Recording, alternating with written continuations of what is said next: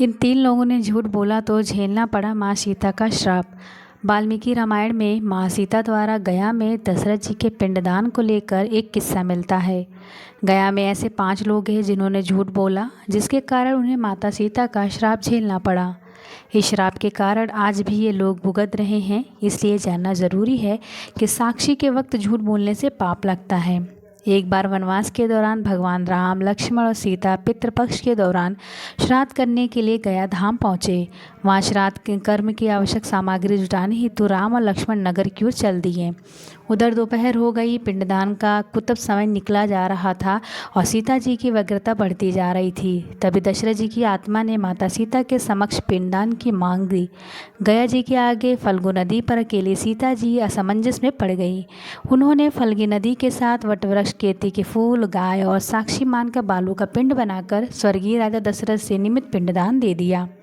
थोड़ी देर बाद भगवान राम और लक्ष्मण लौटे तो माता सीता ने कहा कि देरी के कारण समय निकलता जा रहा था, इसलिए उचित समय पर मैंने स्वयं पिंडदान कर दिया।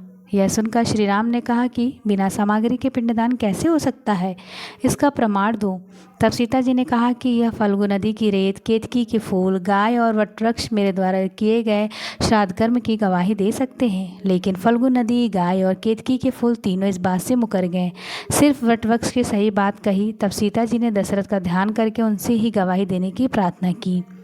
दशरथ जी ने सीता जी की प्रार्थना स्वीकार कर घोषणा की है कि ऐन वक्त पे सीता ने मुझे पिंडदान दिया है। इस पर राम आश्वस्त हुए, लेकिन तीनों गवाहों द्वारा झूठ बोलने पर सीता जी ने उनको क्रोधित होकर श्राप दिया। फल्गु नदी, जा तू सिर्फ नाम की नदी रहेगी, तुझमें पानी नहीं रहेगा। इस कारण फल्गु नदी आज भी गया में सूखी रहती है।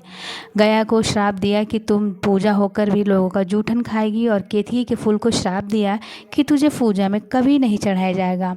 वट वृक्ष को सीता जी का आशीर्वाद मिला कि सबसे लंबी आयु प्राप्त होगी और दूसरों को छाया प्रदान करेगा, और पवित्रता स्त्री तेरा स्मरण कर अपने पति का दीर्घायु की कामना करेगी। यही कारण है कि गया को आज भी जूठा खाना पड़ता है। केतकी के फूल को पूजा पाठ में वर्जित रखा गया है, और फल्गु नदी के तट पर सीता कुंड में पानी के अभाव में आज सिर्फ बालू या रेत का पिंडदान दिया जाता है।